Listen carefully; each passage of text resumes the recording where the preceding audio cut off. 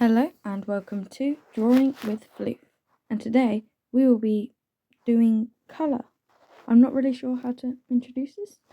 I would have done, one of my drawing animals with facts, but I really wasn't in the mood. As you will probably see, this video is either a day late or quite late in the evening, because obviously I post every 2 weeks.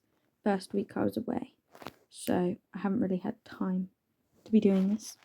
So I thought I'd do something for me, something that's fun, and I haven't really used my coloured pens in a while since my last video on using them properly for the first time. So I thought I'd give it a go, and as you can tell, it took a while to get back into the learning, remembering how it works, especially with the chameleon. It looked good in the end, pretty decent, but not the best thing I've ever done in my life. I remembered you need to use undertones but then the problem with my, how much was it? £10? Only £15, it's a bit much. £15 marker set from the works is that it's not exactly high quality. A couple problems I have with it. I mean, I think it's good. For what it is, it's pretty decent. But they all obviously have different opacities, which isn't necessarily a bad thing, but it means it's quite difficult to judge how something will go over the top and then how much it will lift. If you remember from my experimenting with markers video, if you watch that, the robin turned out really well because I did a bunch of undertones under the red and then just covered it in red and used the white to lift, and then it looked really good. This didn't work this time, which is kind of depressing, but whatever. Also, the variety of colours, there's only 24, that's fine, but the caps lie.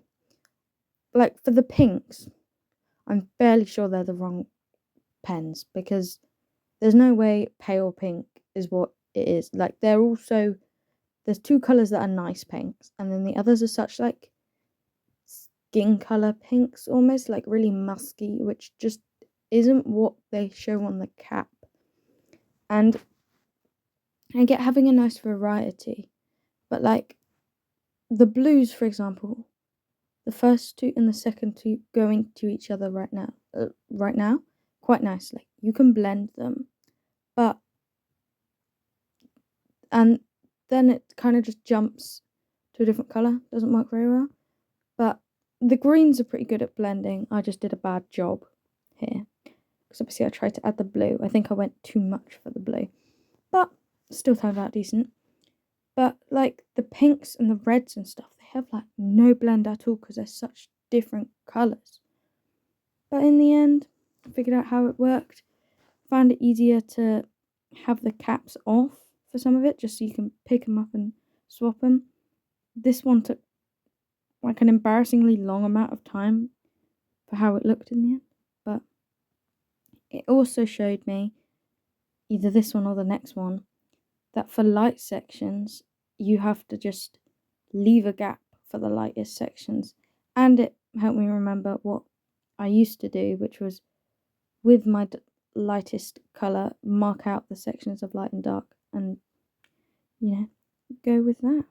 So Froggy, I chose all these animals just by searching colourful animals on Pinterest, because I thought it would be fun to see how far I could push what I've learned so far with the markers and how well it would turn up. I did obviously put line art on the first one, and I'll also do for the rest of them. I just didn't show that because I had to wait a while for it to dry and I couldn't be bothered to record it. The line art's kind of the funnest. Well, it's not, but it kind of is, if you know what I'm saying. The fun part, because you see it all come together. It looks a bit naff. And then you put on the line art and it's whoa, all comes together. But seeing how the colours work and whatever, I think the thicker, the more juice you have on the page, the better it blends. Like you can see in that dark spot on the bum of the frog. It blended better, but it also destroys the page. I think with this one, maybe the flamingo, I don't know, it did like dissolve the page and went all the way through at least once. And I also forgot to put paper underneath until like this point. So a couple pages got stained in the making of this video, but oh well. Yeah, I'm getting to the point again where I'm running out of things to say, because usually I have a bunch of facts in front of me. But blue poison dart frogs, they're pretty cool. Venomous, extremely poisonous. Is it your skin? Your skin? Hello? Their skin? I'm not really sure. Flamingo, I really liked this one. Like, although, if you actually look close, the colours really don't look good. This is where you can see like what I mean about, I don't know, just the like tone of the colours. It's just really weird. It looked nice at this point, but then I added the vibrant pinks and you could see how like unvibrant it was. And because these ones didn't blend very well, it does look a bit weird, like just by itself. But then once you added the liner and you look at it from far away, it looks like lovely. And it actually looks really good, in my humble opinion. Especially from a distance, like it actually looks like a pretty decent, stylized drawing. Which I'll take. And I did record me doing the line art for this, which was cool. It's not very clear, but I tried to, with the feathers, just do like big clumps. Yeah, it was this one where the thingy went through the paper. I just tried to do clumps and lines of colour to give the impression of feathers. And although it maybe doesn't look like feathers, I think it looks pretty cool. And for the beak, instead of using grey to shade, I went with blue, because if you look very close, my light blue colour is quite light, didn't look as light on this, and B, my grey is a warm grey, and this is obviously quite a cool tone, and didn't think it would work very well. But here you can see how the liner, it just brings it together. It makes it look so cool. I used a 0.5 for this, or 0.05, wait. 0.05, because I thought thin liner would work for all of those quite well, because it had, most detail. And then I was going to stop there, but I thought, why stop when you can carry on? Because there was a big blank space, and I didn't need that much blank space in my life. You should see, maybe one day, if I actually ever get subscribers, I will do like a sketchbook tour. Some of my old sketchbooks, it's partially because I had planned to go back and finish them, because I was getting like bored of the piece, but the amount of blank space was crazy. So I did a duck, and this one I was quite proud of myself. I kind of used lighting techniques, like there was blue light on the duck, so I put light there, and because of the greens, this one actually worked really well, like genuinely looked good.